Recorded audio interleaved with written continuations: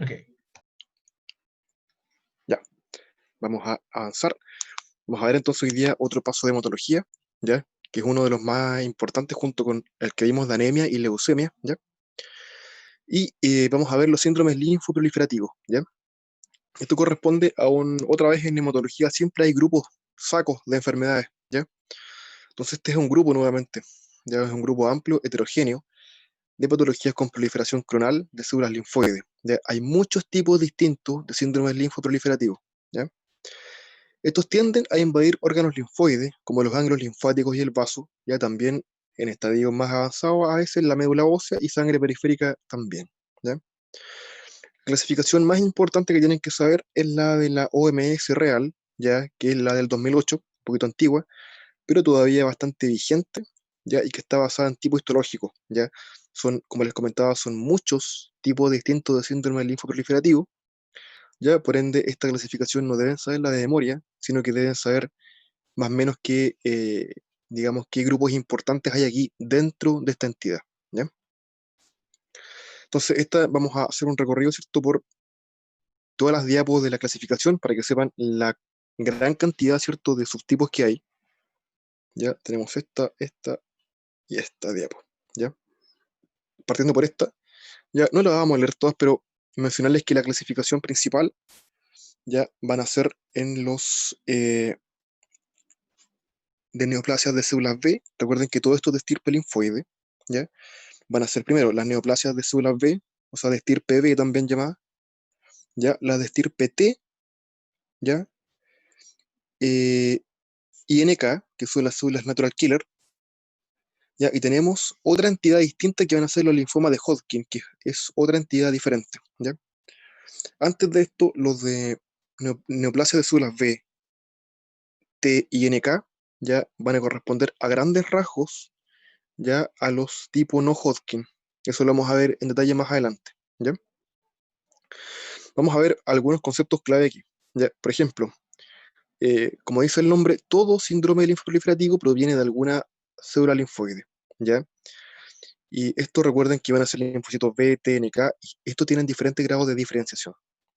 Por ejemplo, el linfocito B, ¿cierto? Se convierte más adelante en células plasmáticas, ¿ya?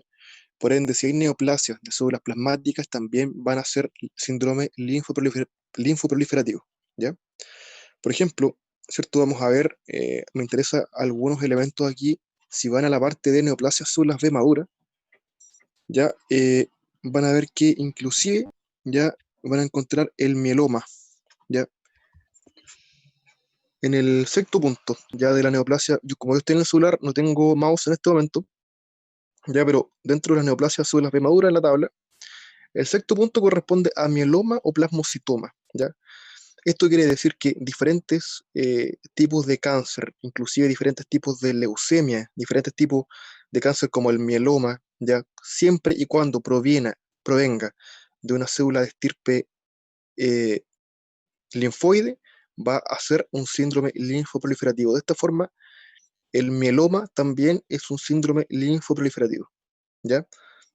Solamente que por la frecuencia que tiene, ya digamos, se ve como una entidad aparte para pasarlo de forma académica, ya mieloma, por ejemplo, como clase sola, ¿cierto?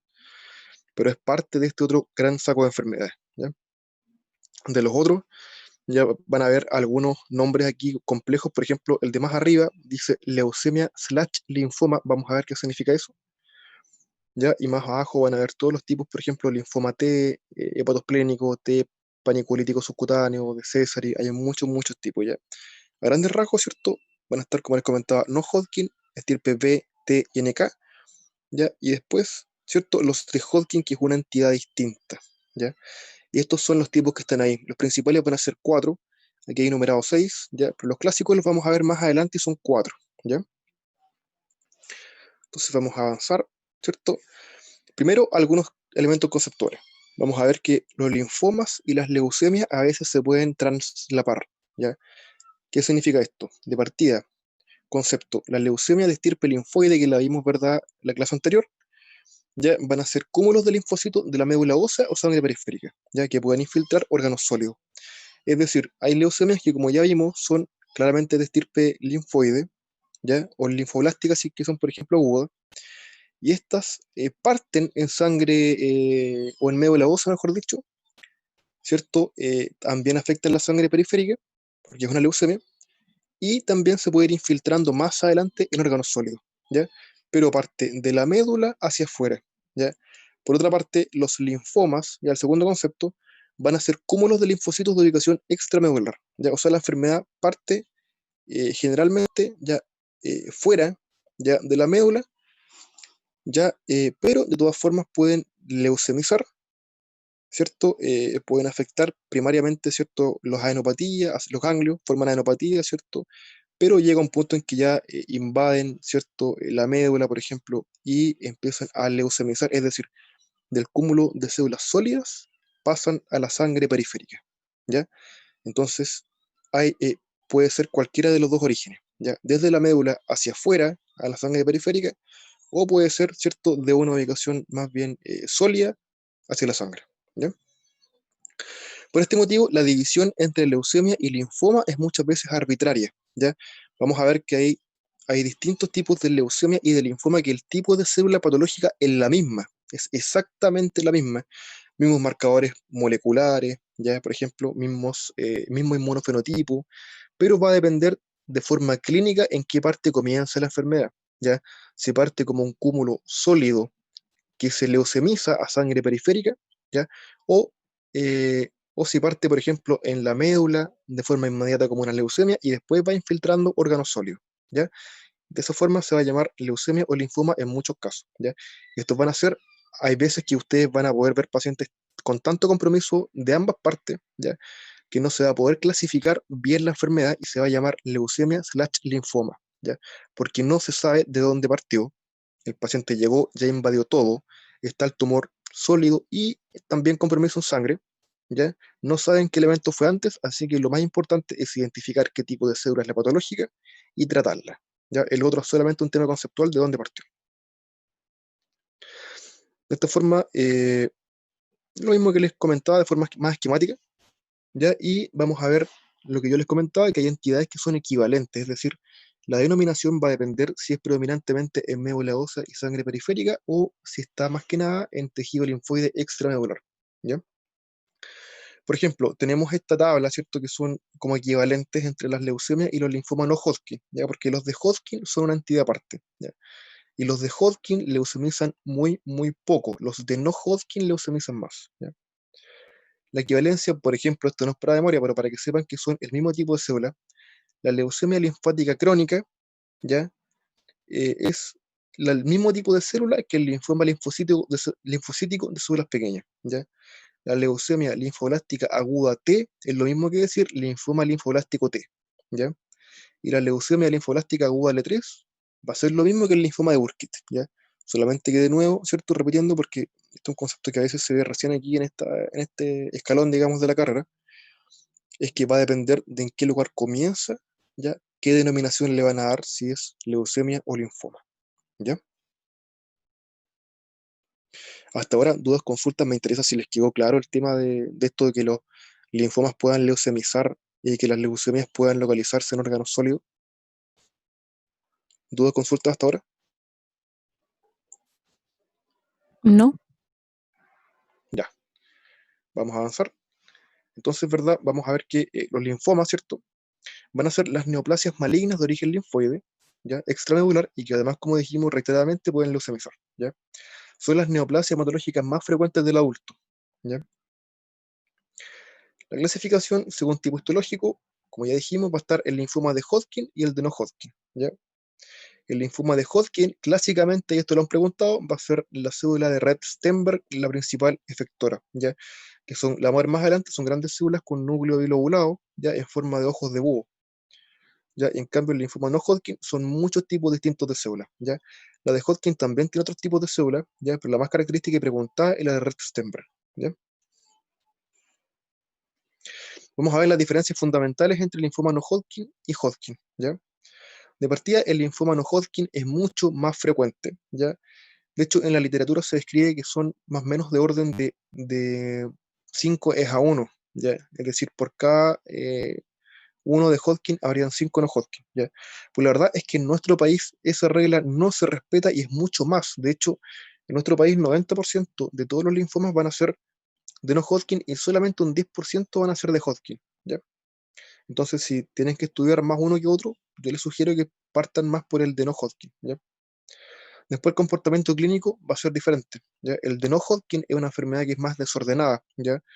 La diseminación es más bien hematológica, también puede ser por vía linfática, pero es mucho más importante por vía hematológica, y sigue un orden que no es claro, sino que es más bien desordenado.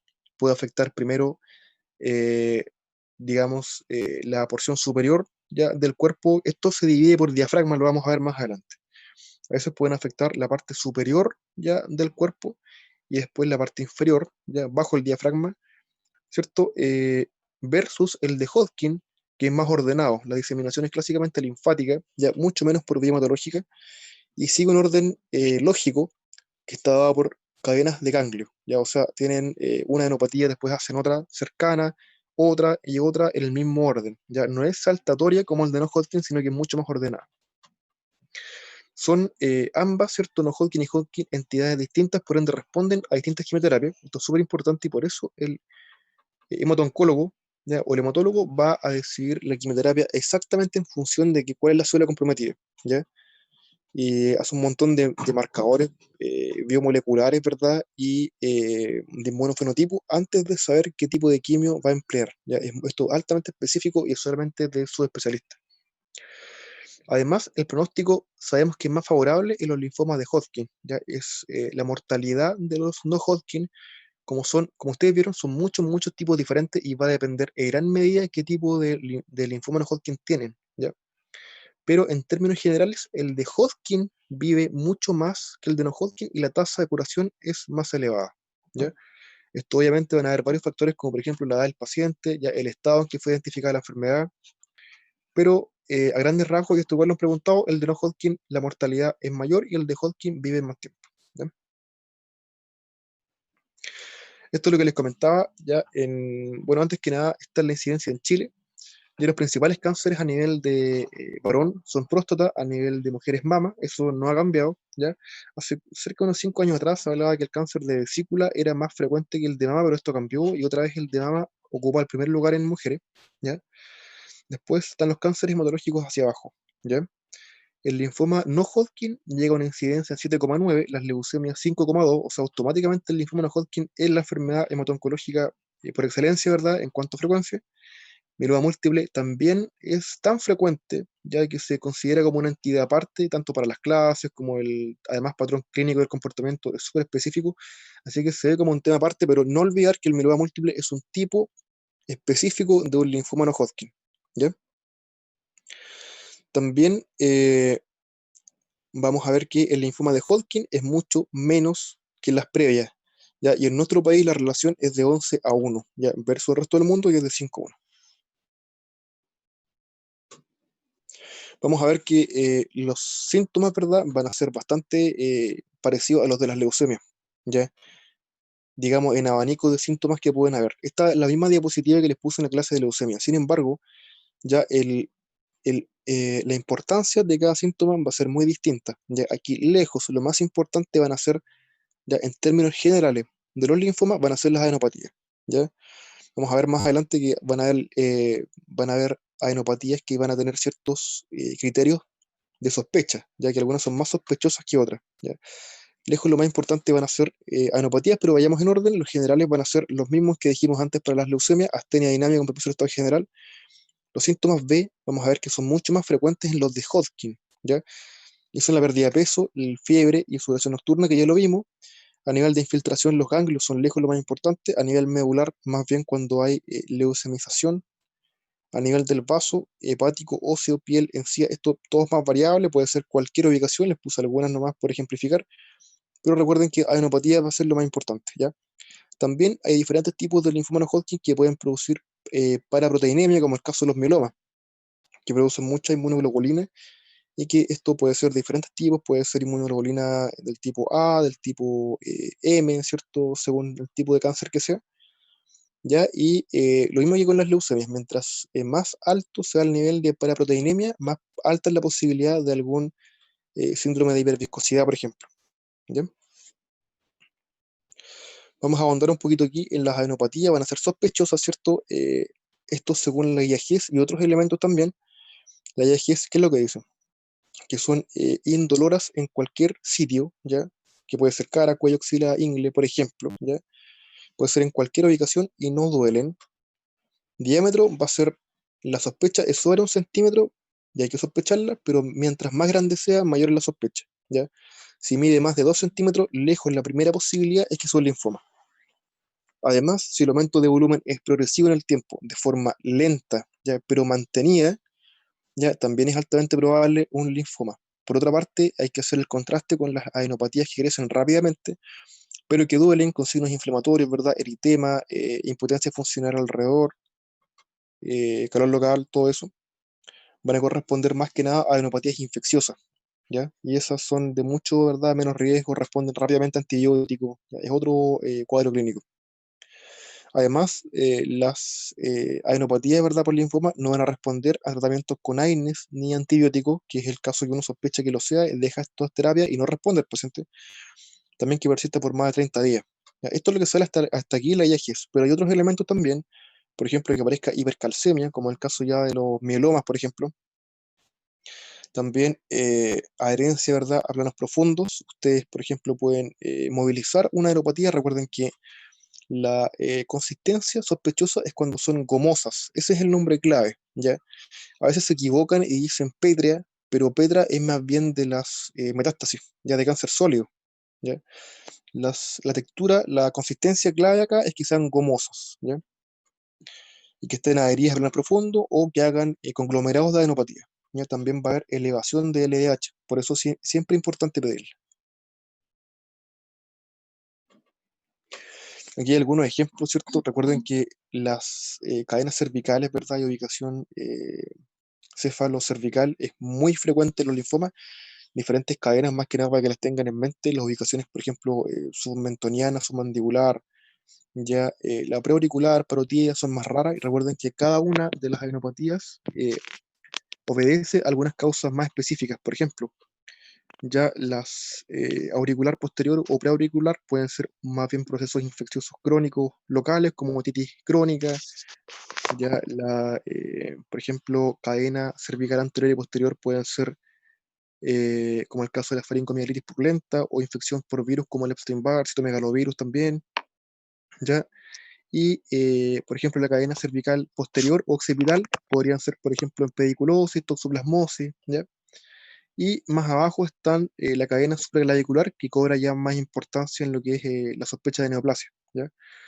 Recuerden que las supraclaviculares son patológicas hasta que se muestre lo contrario, ¿ya?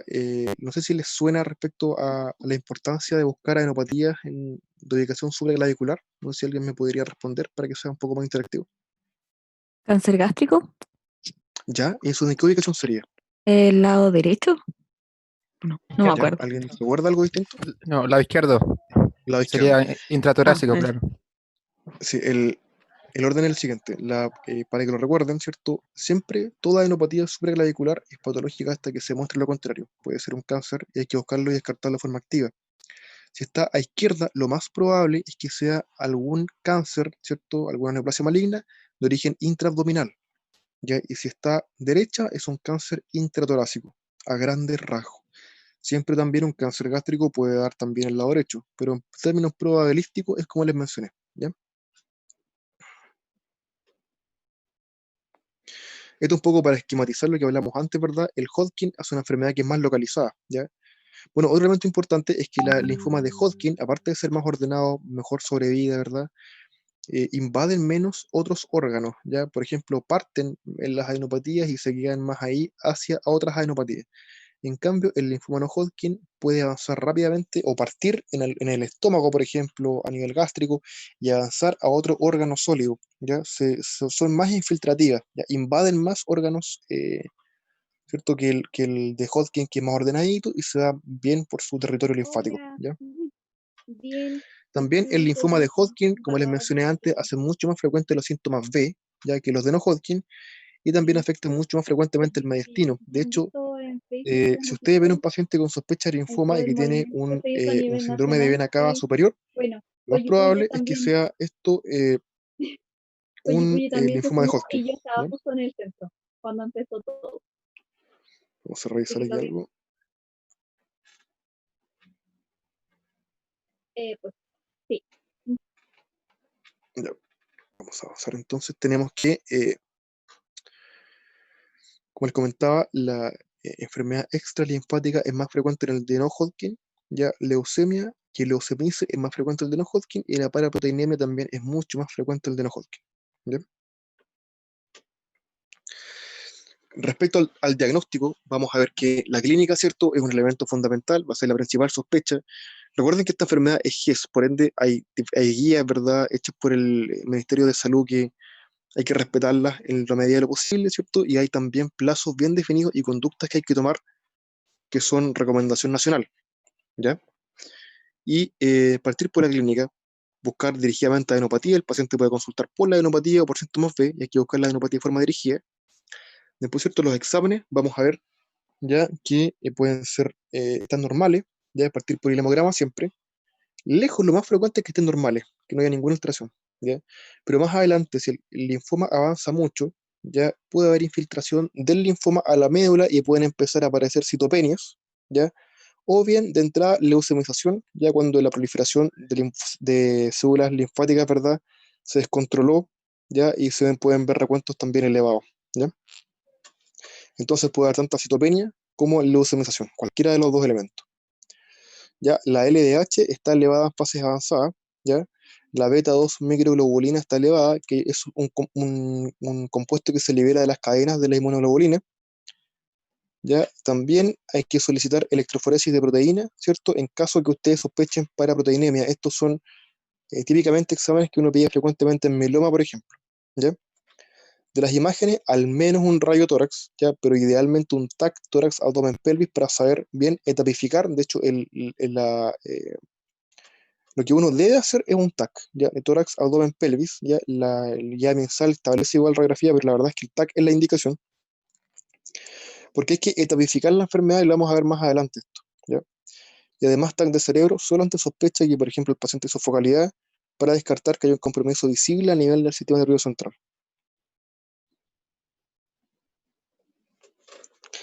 Finalmente, el diagnóstico de certeza, con toda esta sospecha, ¿verdad? El TAC que se hace con toda la búsqueda activa, va a ser con biopsia de la adenopatía, que es una biopsia excisional. O sea, ustedes van, ¿cierto? Le piden la orden, ¿verdad?, al cirujano. Esto lo hace el cirujano de diferente especialidad según la ubicación de la adenopatía, ¿ya?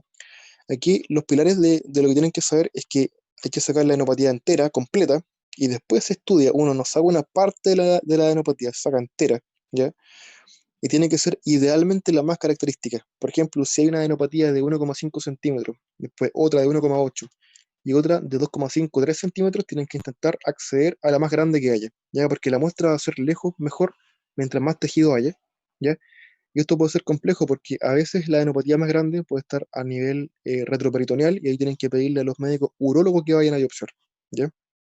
O biliopáncreas, ¿ya? O puede estar ubicado, ¿cierto?, a nivel abdominal y va a requerir una evaluación por digestivo, etcétera. O sea, esto va a requerir, ¿cierto?, que sea evaluado de forma multidisciplinaria y que los cirujanos, ¿cierto?, se decida qué equipo va a entrar para acceder de forma más segura a la biopsia y hacer la excisión, ¿ya? Después la muestra que se saca va a inmunohistoquímica y pruebas moleculares y otras pruebas que también se le hacen, ¿ya?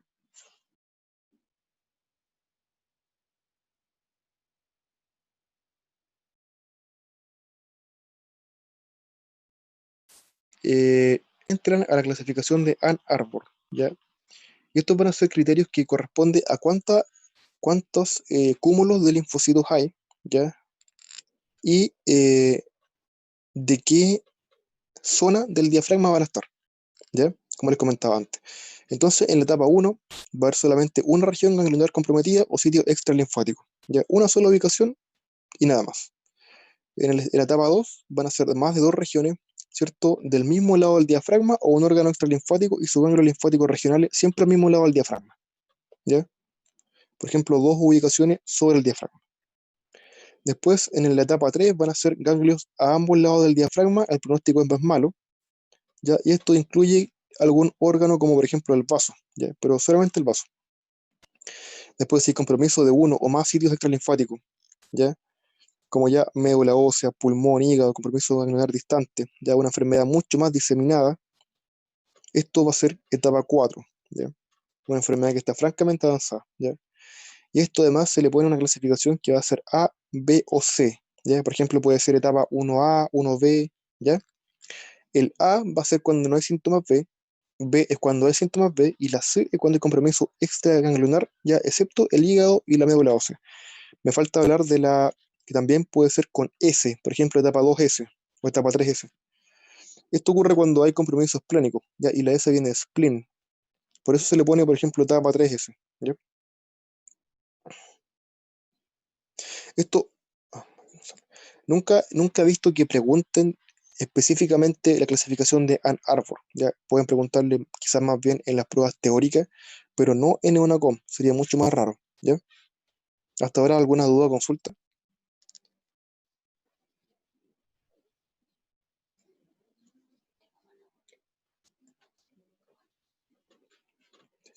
Chicos, ¿alguna pregunta o Doctor, consulta? en alguna literatura aparece que a veces viene el dolor cuando el paciente toma alcohol. ¿Eso será frecuente? ¿Será muy poco Yo, frecuente? sabes que yo le consulté, sí, sí, se describe. Yo le consulté a la doctora Capurro, no sé si lo ubican. ¿Ubican Sí, lo ubicamos. a la hematóloga Marisa Capurro? No, era la encargada del módulo de hemato. De moto? Le pregunté a ella porque me llamó la atención, sale también en el San Miguel, ¿cierto? Se teó en varias partes. Y me dice que nunca ha visto eso. Pero claro, le he preguntado varias cosas, por ejemplo, eso de la trampa de folato que les pasé con la vitamina B9, 12, tampoco nunca lo he visto. Pero se escribe y está en la eventualidad que les preguntan, así que tengo que pasarlo. Ya, pero de haberlo observado alguna vez, si ni siquiera los hematólogos de más experiencia lo han visto, menos nosotros. Así que claro, eso se escriben los de Hodgkin, si no me equivoco.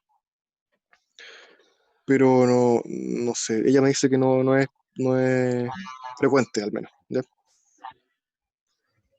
Ya, entonces vamos a entrar un poco más dentro de lo que es, hasta ahora hemos visto las generalidades, vamos a entrar a lo que es más de lleno el linfoma no Hodgkin. ¿Ya? Doctor, yo tenía una pregunta. ¿Sí? Como médico general, ¿uno llega hasta el tema de sospecha y diagnóstico? Sospechan y derivan. Y solo deriva. Ah, ya. Sí, Se con sospecha y se exámenes. deriva. No se olviden de pedirle, por ejemplo, ¿qué exámenes le pedirías tú al paciente? O todo, una pregunta para El todo, para que no se... hemograma. Ya, muy bien. ¿Qué más? Bueno, no sé si está disponible la beta 2 microglobulina. Si la tuvieran O sería si estupendo eres... por pedirla. Bueno, y lo básico por lo menos dice una radiografía de tórax, pero si no el TAC-TAP que decía usted. Claro, perfecto. Y también de sangre sumarle LDH, ¿verdad? Sumarle función hepática, renal, que no está claramente en la guía, pero siempre es una ventaja porque adelanta los exámenes preoperatorios. Mira, el ideal es adelantar también los exámenes preoperatorios, porque si bien en la guía no sale, este paciente la única forma de irse a la segura es biopsiar el ganglio, ¿ya? O sea, el paciente va a ir a pabellón, o sea, hay que tomar el examen, ¿ya? Si ustedes pueden derivarlo con los exámenes preoperatorios tomados, qué mejor, ¿ya? Por lo demás, cuando ustedes lo derivan, tienen que ingresarlo al GES, y el GES les da un tiempo que, si no me equivoco, son 40 días para que sea biopsiado, ¿ya? O sea, esto es rápido. Recuerden que las enfermedades GES cumplen plazo, y el hospital, por ejemplo, cualquier hospital, sobre todo el nuestro que es autogestionado, mientras más cumplimiento de GES haya, más plata recibe. Entonces los hospitales le ponen mucho énfasis a esto del cumplimiento GES, ¿ya? Y andan corriendo con estos pacientes. Entonces no son los pacientes que dan lista de espera para siempre, no. No, estos pacientes van rápido, se resuelven súper rápido, ¿ya? O debieran ser resueltos rápidamente. Usted lo derivan, le llega al policlínico, por ejemplo, el hematólogo, él lo hospitaliza, ¿ya? O deriva de inmediato a algún pabellón de cirugía, ya se ponen de acuerdo, biopsia, después se manda a llamar y parte la isquemia, ¿ya? Ya. Ya, Muchas vamos a ver gracias. después, ahora, ¿cierto? Vamos a ver linfoma no Hodgkin, que son un grupo heterogéneo de neoplasias malignas de tejido linfoide sin involucrar la célula red stemmer, ¿ya? Pueden ser linfáticos o extralinfáticos, recuerden que pueden ser de ubicación, por ejemplo, pulmonar, pueden haber linfomas gástricos, ya como el clásico MALT, ya, de hecho, el linfoma gástrico es el segundo tipo más frecuente de cáncer gástrico, ya. Así que cuando uno habla de cáncer gástrico, perfectamente puede ser el clásico adenocarcinoma o puede ser un linfoma, y el linfoma responde bien y se cura lejos, mucho más frecuentemente que el cáncer adenocarcinoma gástrico, ¿ya? Es 5 veces más frecuente según la literatura que el de Hodgkin, pero en nuestro país es 10 a 11 veces más. La clasificación puede ser, aquí me interesa esto de la OMS que ya vimos al principio, ¿ya? O según curso clínico, ¿ya? Y esto ya lo vimos, ¿cierto? Las células B y TNK, las B es más frecuente en adultos, TNK es más frecuente en la infancia, ¿ya? Respecto a la etiología, ya vamos a ver que los factores asociados son agentes que pueden ser biológicos, virus de Epstein-Barr, ya, HTLV1, virus hepatitis C, ¿ya? Bacterias como Helicobacter pylori. En el caso del cáncer del linfoma gástrico, la Helicobacter está muy involucrada. De hecho, en la primera terapia del linfoma gástrico es solamente terapia de erradicación. Solamente eso. Y con eso hay pacientes que se curan del cáncer gástrico. Así de importante. Ya, entonces, cuando uno habla de un cáncer gástrico, puede ser muy bueno o muy malo. Generalmente es más malo porque en frecuencia el adenocarcinoma es mucho más frecuente. Pero si es un linfoma, hay pacientes que responden muy bien y si no respondió, lo puedes seguir tratando con otras terapias más disponibles. Pero hay pacientes que responden solo a terapia de erradicación, ¿ya? También puede haber otras bacterias, clamidia, Campylobacter jejuni, trastornos autoinmunes igual, ¿ya? Por ejemplo, todas las enfermedades que cursan ya de la esfera más bien de reumatología, del tipo síndrome de Sjögren, por ejemplo, lupus, artritis reumatoide, todo lo que involucra de cierta forma linfocitos B o T que están descontrolados, tienen más riesgo de hacer linfoma, ¿ya? Por ejemplo, el síndrome de Sjögren, ustedes pueden decir, perfectamente es una enfermedad, qué sé yo, leve, porque el paciente no produce saliva, no produce lágrimas y nada más, es incómodo pero no es grave, pero tiene mucho más riesgo de que avance el linfoma. ¿Ya? Por ese motivo tiene que seguir en control con reumatólogo de forma permanente, ¿ya? Y el lupus también con mucha frecuencia. Agentes químicos también pueden haber herbicidas, pesticidas y agentes físicos como las radiaciones ionizantes, el típico ejemplo que ocurrió, ¿cierto?, lamentablemente en Hiroshima y Nagasaki, de 1945. Hicieron muchos leucemias y muchos linfomas. Respecto al pronóstico, vamos a ver que hay diferentes scores ya de riesgo. Esto no es preguntable en verdad, ¿ya? Pero para que sepan, el linfoma linfocítico, el tal score de Flippy, ¿ya? Para que sepan que cada enfermedad tiene el suyo propio, ¿ya? Y esto sí es importante, que aparte de la clasificación que les mencioné de que sea, ¿verdad? Estamos hablando del de no-Hodgkin, que son células B, T o NK, ya pueden clasificarse como linfomas indolentes o agresivos, ¿ya? Según el comportamiento clínico. Esto es extremadamente importante porque hay un comportamiento que es tan distinto. Esto es importante, que el linfoma indolente son linfomas que avanzan muy, muy, muy lento, pero que no son curables, ¿ya? ¿Por qué? Porque esta enfermedad se cura, cuando es curable, se cura con quimioterapia.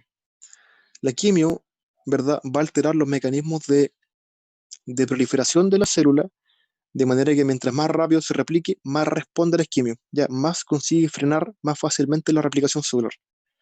Pero este cáncer indolente, este tipo de cánceres indolentes crecen muy lento, ¿ya? Y por ende no linfomas agresivos, ¿verdad? Son malos, son muy malos, una sobrevida muy baja, ¿verdad? Invaden muchos síntomas B, por ejemplo, baja de peso, todo el tema, pero son potencialmente curables con quimio, ¿ya? Como proliferan mucho más rápido, son más vulnerables a la quimioterapia. ¿Ya? El agresivo sin tratamiento puede morir en meses, ¿ya? En cambio, el indolente sin tratamiento puede vivir durante años, ¿ya? Pero aún así el indolente no es curable y el agresivo sí lo es, ¿ya? En muchos casos. Entonces, como cuadro comparativo, los linfomas indolentes van a ser de una evolución larvada, ya no precisan un tratamiento de entrada, muchos hay solamente que observarlos porque pasan en pacientes de muchos años de edad, 70, 80 años, por ejemplo. No son curables, ya, y algunos ejemplos son el linfoma folicular, ya, o el de zona marginal de células B, ya, son los dos clásicos ejemplos de indolente, ¿ya? Los agresivos, la evolución rápida, con un tratamiento que requiere que sea agresivo de entrada, son potencialmente curables. Ya está algunos ejemplos como el linfoma difuso de células B grandes, linfoma celular del manto, o el de Burkitt, que es el más malo que hay, y que recordemos que es cromosoma Filadelfia positivo, translocación 922, ¿ya? Y que es lo mismo que decir leucemia linfoblástica aguda, solamente que el de Burkitt tiene una adenopatía grande que probablemente fue la que originó todo, ¿ya? En cambio, la leucemia linfoblástica aguda partió de la médula, lo que les comentaba antes, puede partir como un cúmulo de linfocitos o puede partir en la médula, y ahí va a ser o leucemia o el linfoma, ¿ya? Pero el tipo de célula es el mismo, exactamente igual, ¿ya?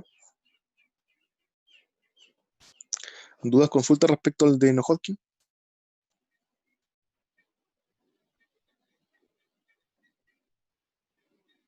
Chicos, No. Sí, una pregunta. ¿ya? ¿Sí? ¿Cómo determino el pronóstico entonces del no-Hodgkin?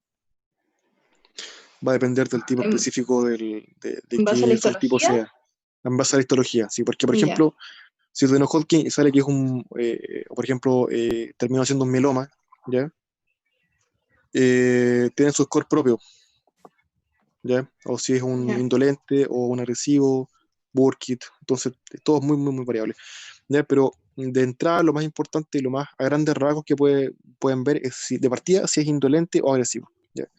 Si es indolente puede vivir durante años, si es agresivo puede ser muy, muy, muy corta la sobrevida, ¿ya? Pero Ya, eso es algo más específico que me interesa que sepan a grandes rasgos y no entrar mucho ahí, ¿ya? ya. Gracias. Y ahora el Doctor, linfoma de Hodgkin, ¿sí?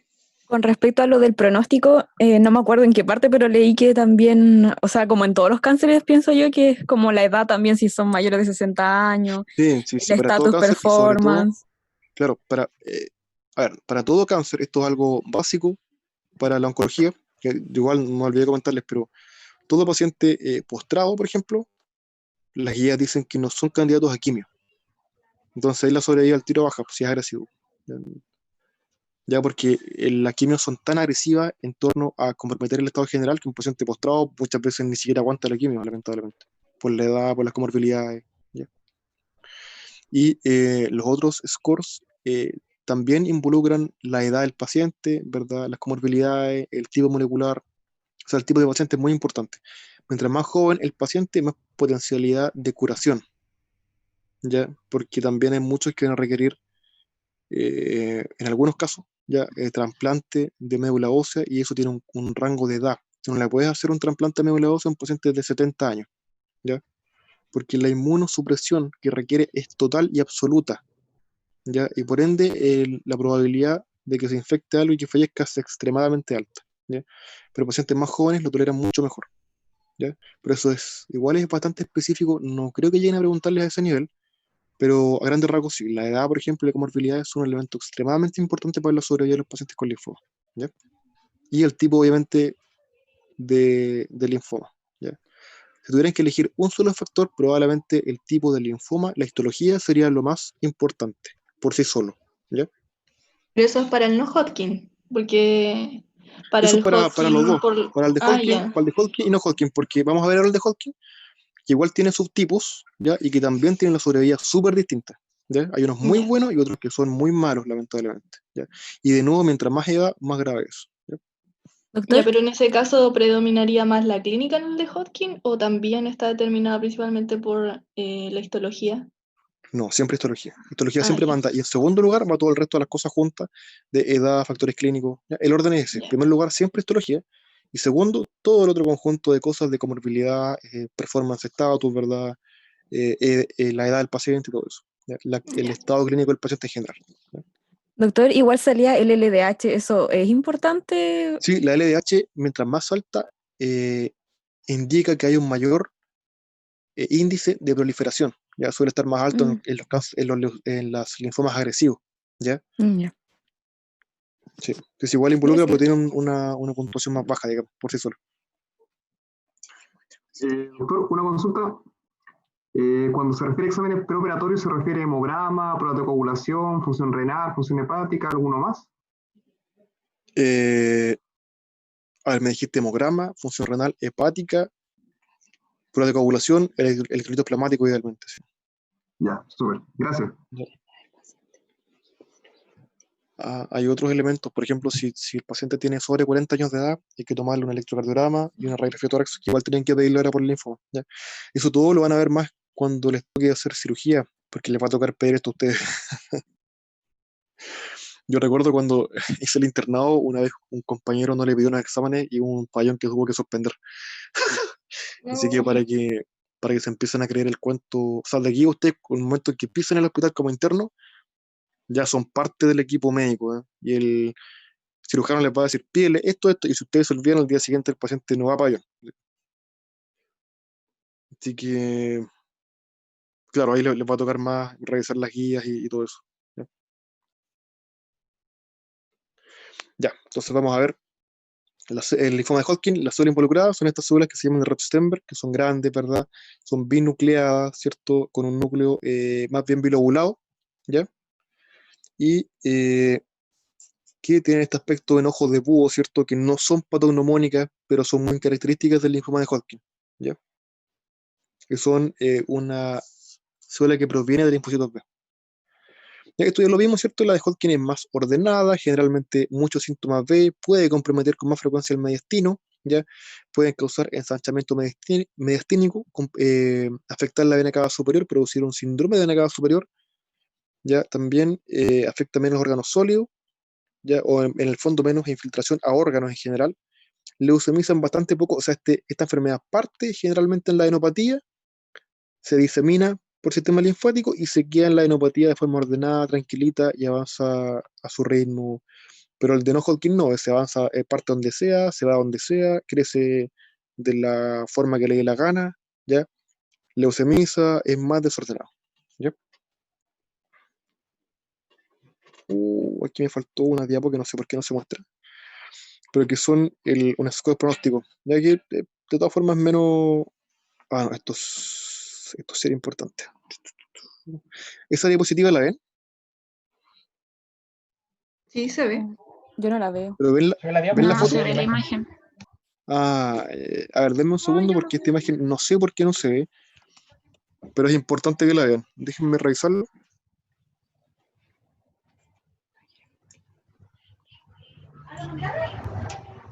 Espérenme un segundo.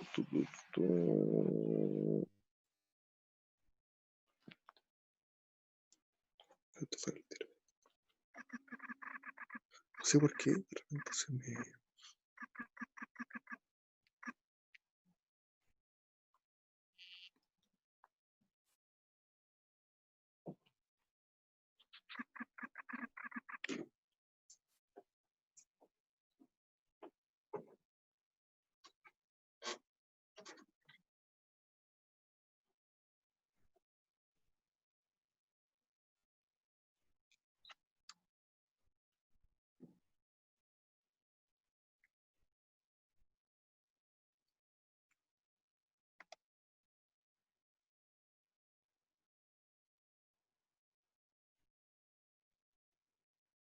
Hmm.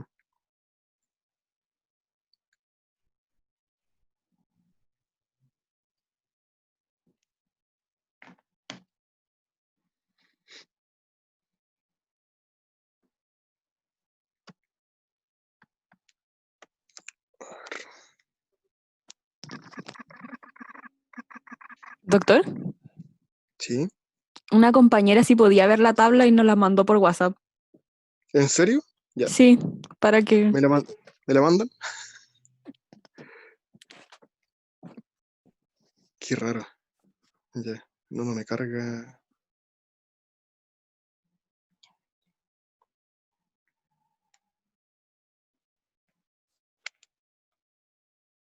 Esta está. Ya, esta no es la misma, pero está muy buena igual. Entonces, cierto, vamos a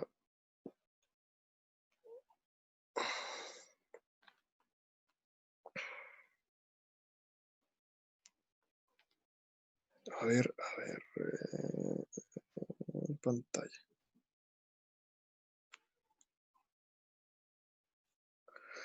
Bien, no sé por qué ya sí se le veía. Curioso, curioso, curioso. Ya, ¿se ve la pantalla? ¿Están viendo?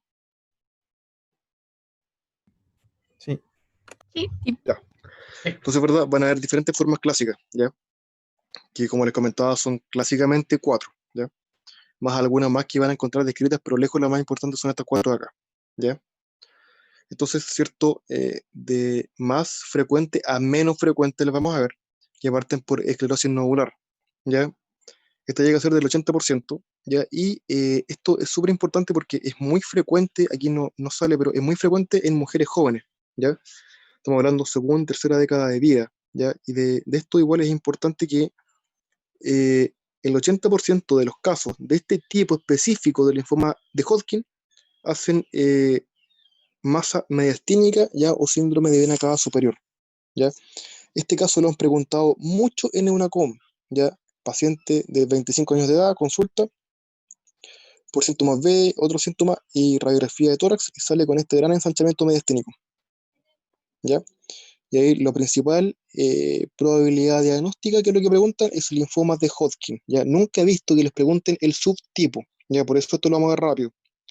Después está el tipo de celularidad mixta, que ya es el 15-30%, ¿verdad? Hacen muchas adenopatías, infiltraciones plénicas, un 30%. Este sí invade un poco más los órganos, ¿ya? Y está más comúnmente asociado a infección por VIH, ¿ya? Después está el rico en linfocitos, ¿ya? Que estos se ven en adultos mayores, ¿verdad? Hacen adenopatías periféricas más bien y pocos mediastinos, ¿ya? Y la depresión linfocitaria, ¿cierto? Es la forma más infrecuente y se da mucho en pacientes añosos, ¿ya? Aquí tampoco sale respecto a la edad, ¿ya? Pero aquí, ¿cierto? Vamos a ver que la esclerosis nodular es la que se da en pacientes más jóvenes, después la celularidad mixta y rico en linfocitos se da en edades intermedias de la vida, igual, de la tercera a quinta década de la vida, y la depresión linfocitaria ocurre en pacientes más añosos, por ejemplo, sexta a séptima década de vida, por ejemplo, ya por lo general. Y es la de más mal pronóstico. La depresión linfocitaria responde muy mal, muy, muy mal, porque la enfermedad está muy avanzada. De hecho, estos tipos corresponden a que, como dice el nombre, ya, por ejemplo, cuando es rico en linfocitos, significa que todavía la enfermedad este tipo de enfermedad avanza poco, invade lentamente, ya, así que hay harto componente linfocitario maduro sano, ya, en el linfocito que está estudiado, en el linfonoma, perdón. Ya, la depresión linfocitaria es porque hay muchas células patológicas, Rextenberg y otros tipos de células, y muy pocos linfocitos conservados. Y la otra, celularidad mixta, es porque hay de los dos tipos, ¿ya? Es decir, hay subtipos que son más agresivos también que otros, ¿ya?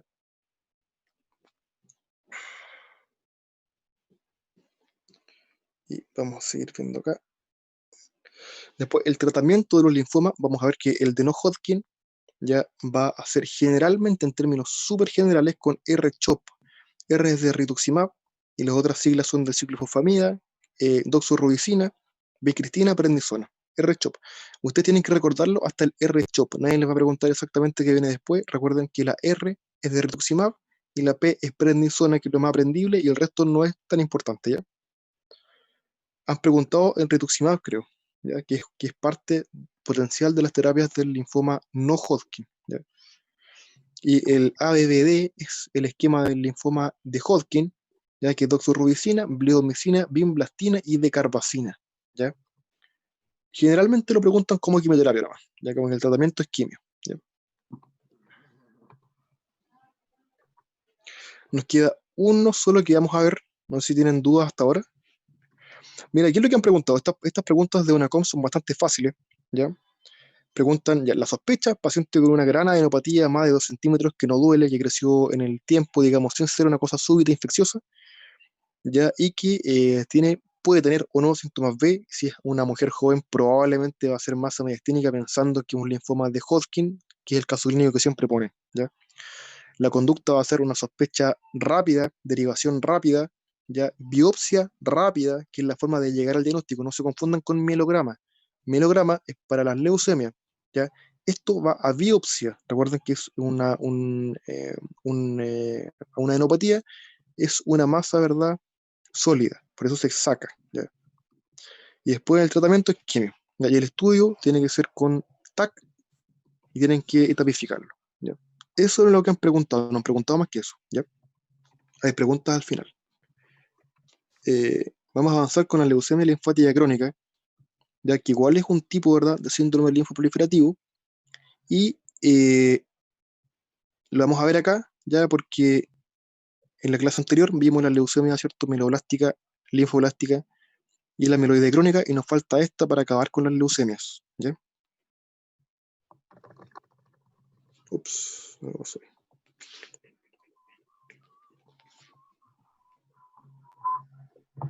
Ya.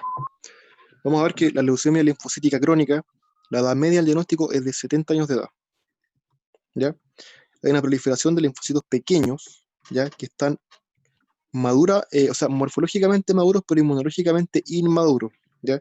Esto es como, yo le llamo de esta forma para recordar bien, pero para que vean si les puede servir, es como la neoplasia benigna, ¿ya? De estas enfermedades que hemos visto, ¿ya?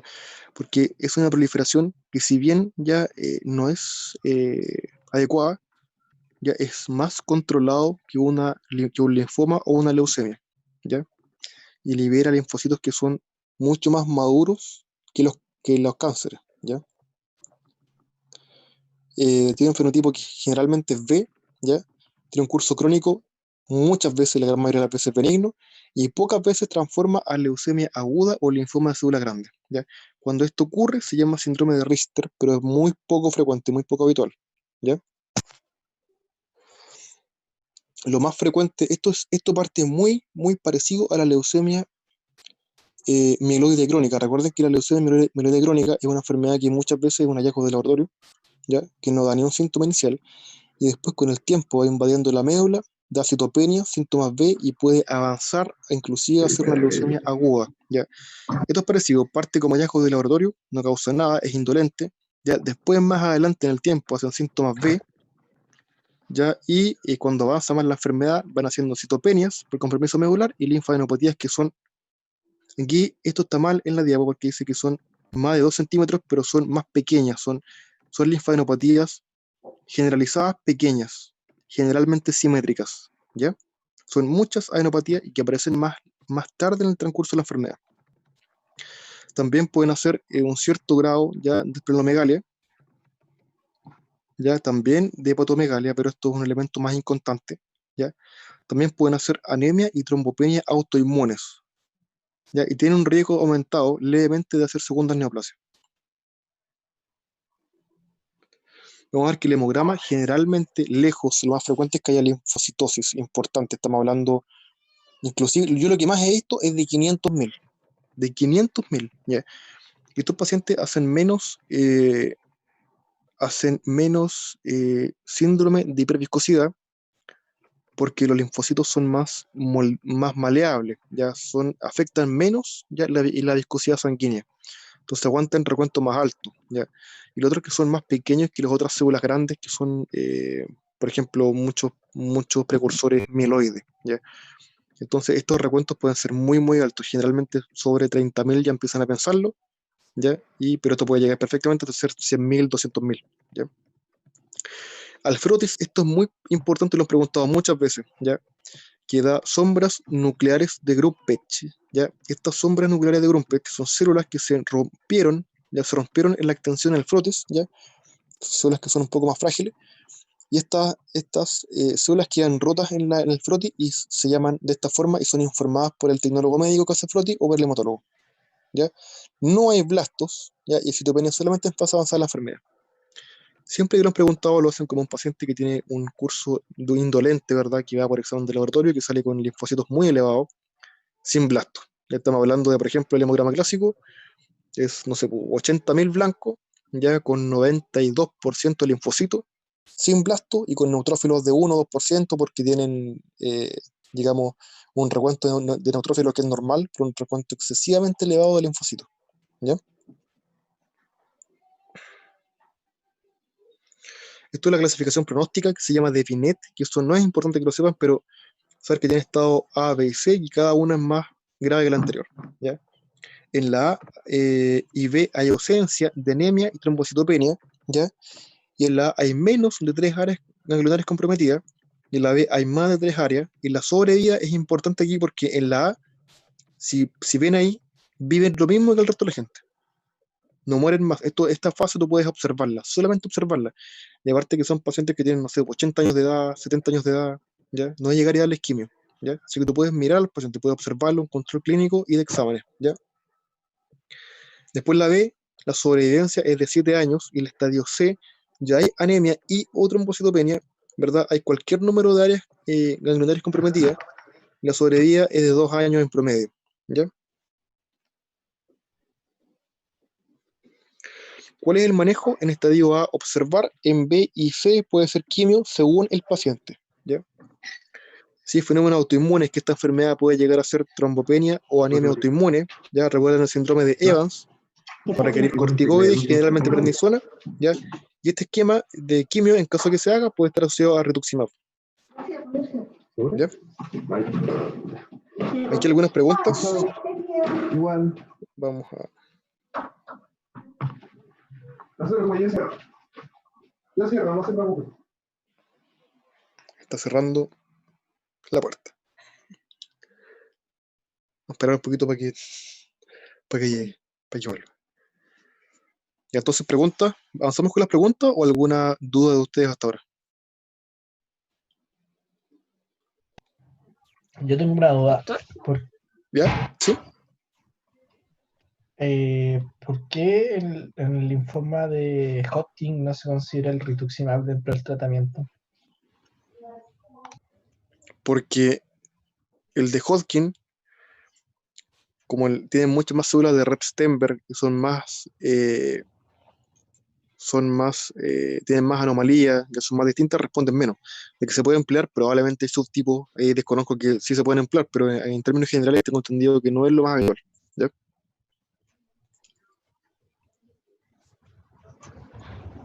Y aquí, ¿Sí? ¿Alguien más?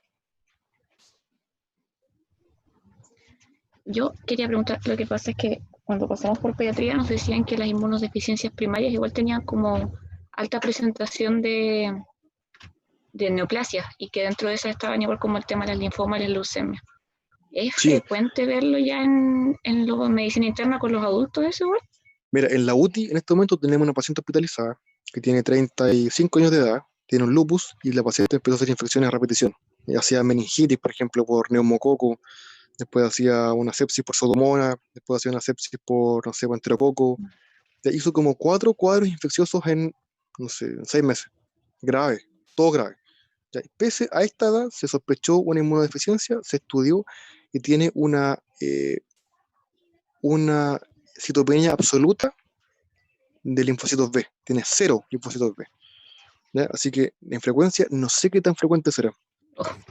Pero de que es real, existe, y toda enfermedad que involucre linfocitos B o T están en más riesgo de hacer linfoma y leucemia. ¿Ya? Hay una anomalía probablemente genética, ¿cierto?, que ya se gatilló en ese momento y que hace que sea más probable que la célula prolifere de forma normal y haga leucemia o linfoma. ¿Ya? Ya, gracias. Vamos a ver esta pregunta. Estas son preguntas reales de UNACOM, ¿ya? Dice: hombre de 66 años de edad consulta por astenia, ¿ya? El examen físico demuestra palidez moderada con adenopatías pequeñas y generalizadas, ¿ya? El hemograma presenta hematocrit 27%, hemoglobina 8,8, blancos 36.000, linfocitos 88%, neutrófilos 7%, monocitos 1%, basófilos 0, eosinófilos 0. Plaquetas 85.000. El diagnóstico más probable es Leucemia linfática crónica. eso, de cabeza, ¿ya? Por todos los elementos, ya, porque ya está más avanzada, ¿verdad? Tiene claramente, ¿cierto?, una leucocitosis importante, 36.000, con 88% de linfocitos, y tiene adenopatías pequeñas generalizadas. O sea, no queda ninguna duda que esto es lejos lo más probable es que sea leucemia de linfocitosis crónica, ¿ya? Otra acá: un niño de 6 años, ¿ya?, presenta dolor óseo, fiebre y cefalea de varios días de evolución. Se pide un hemograma que muestra hematocrito 25%, hemoglobina 8,1, plaquetas 32.000, blancos 65.000, con 78% de linfocitos, 12 de neutrófilo y 10% de blasto. Diagnóstico más probable y la conducta más adecuada son, respectivamente. La leen y me dicen qué es lo que piensan ustedes. leucemia linfática aguda y solicitar biopsia de medulas. ¿Ya? ¿Alguien más piensa otra cosa?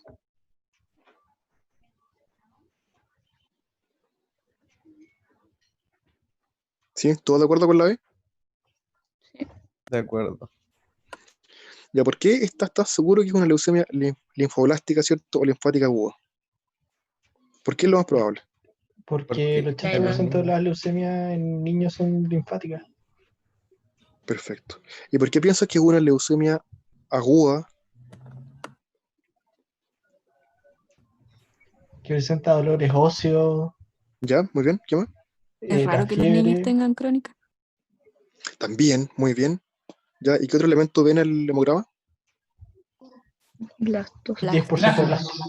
Muy bien. O sea, está muy buena respuesta porque trae todo lo que me dijiste, es una respuesta muy, muy buena. Tiene la edad, ¿cierto?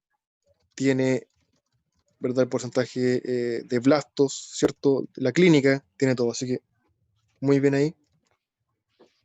Esa es la... Aquí podría decir también, en vez de biopsia, podría ser melograma. Pues le pusieron biopsia nomás. Igual se llega al diagnóstico, ¿ya?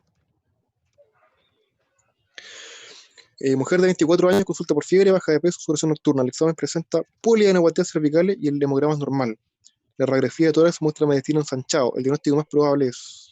¿Cuál les Linfoma. parece que sea? Linfoma. La C. ¿De qué tipo? ¿Hodgkin o no Hodgkin? Hodgkin. Bien, esto igual he visto que lo han preguntado. Esa pregunta no la pude identificar de qué año fue, pero esta fue la más parecida, que preguntaba sin especificar y llegaba hasta el linfoma nomás, ¿ya? Creo que en el MIR preguntan siempre, por ejemplo, en estudios en España, Hodgkin o no Hodgkin. No lo dejan mucho en el linfoma, les piden más especificidad, ¿ya? Paciente de 32 años de edad, consulta por baja de peso, fiebre, sudoración nocturna de 4 semanas de evolución. Tiene el examen físico adenopatías axilares derecha, algunas de ellas confluentes, siendo la mayor de cerca de 3 centímetros. No presenta otra alteración al examen y el diagnóstico más probable es... Linfoma. Linfoma. Esa fue cortita. Esa es la última, chiquillo, ¿ya? Así que, bien, muy bien. Muy, muy, muy bien. Mañana otra vez. Mañana, hoy día fue un poco más tarde, pero mañana a las 3, ¿ya? Como les comentaba al principio, hay en este momento una cierta nebulosa respecto a cuándo van a volver. No es claro, ¿ya? Hay fechas tentativas, ¿ya? Que pueden ser más luego y otras que pueden ser más tarde, ¿ya? No sé realmente cuándo vuelven, pero existe la posibilidad que sea luego, ¿ya? Y ante eso hay que pensar en aprovechar cada día en un enfoque más bien práctico. Así que desde mañana les voy a hacer un paso que va a ser distinto, no va a ser un paso teórico, va a ser más práctico, ya con hoja de indicaciones, con todo el tema, ¿ya? Para que vayan viendo qué indicaciones dejar, ¿ya? De qué forma pensar las indicaciones, ¿ya? Régimen, por ejemplo, qué dejar, qué suero dejar, qué profilaxis de trombosis venosa dejar, y elementos más prácticos. Mañana vayan, desde ahora prepárense con la intención de preguntar mañana todo lo que puedan, porque esto va a ser una simulación de estar en sala, ¿ya? Así que eso, chiquillos, nos vemos mañana.